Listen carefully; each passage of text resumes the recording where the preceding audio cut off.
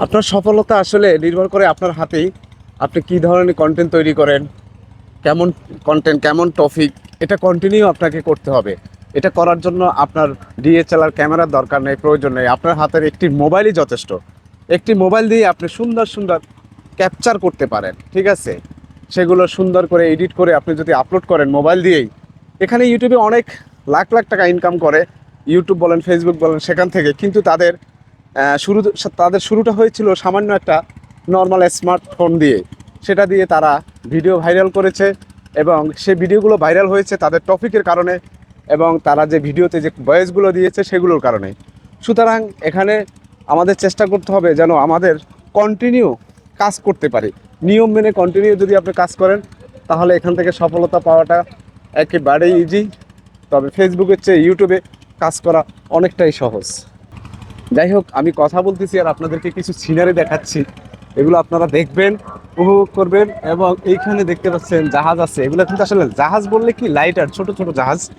যাই হোক, এগুলো আমাদের দেশের ভিতরেই আসা যাওয়া করে এক জেলা থেকে অন্য জেলায়। আপনারা দেখতে পাচ্ছেন, অনেকের প্রশ্ন থাকতে পারে জায়গাটি কোথায়। জায়গাটি হলো চট্টগ্রাম পতেঙ্গা সমুদ্র সৈকত। এর পাশে আসলে আপনি দেখতে পারবেন এই জিনিসগুলো, ঠিক আছে?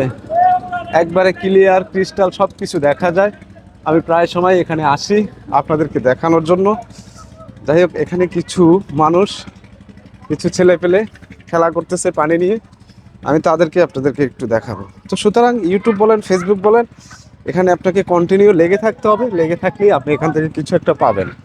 আপনার কাজ অপশনাল হিসাবে অবসর সময়টা আপনি আজে বাজে আড্ডায় না দিয়ে আপনি যদি একটা ইউটিউব চ্যানেল করে, একটা ইউটিউব চ্যানেল যদি ঠিকমতো ক্রিয়েট করতে পারেন আর সেখানে যদি ধৈর্য ধরে আপনি কন্টিনিউ ভিডিও আপলোড করে যান, তাহলে ইনশাল্লাহ সফলতা আপনার আসবে।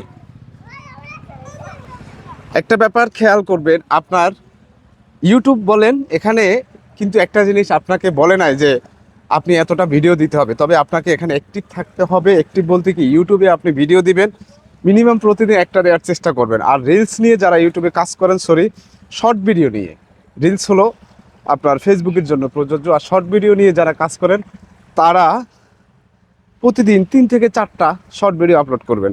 যারা লং এরকম ব্লগ ভিডিও নিয়ে তো কাজ করেন, তাদেরকে বলবো আপনারা প্রতিদিন নিয়ম করে, প্রতিদিন না পারলেও সপ্তাহে 2 থেকে 3টা আপনার ব্লগ ভিডিও দেওয়ার চেষ্টা করবেন। এই তথ্যগুলো যখন মানুষ জানবে, যখন বুঝবে যে আপনি এই ধরনের এই রিলেটেড ভিডিও করেন, তখন কিন্তু মানুষ আপনার চ্যানেলটা সাবস্ক্রাইব করে রাখবে। এই কথাগুলো যদি আপনি মাথায় রাখতে পারেন, ইনশাল্লাহ আপনার চ্যানেলটা অবশ্যই গ্রো করবে।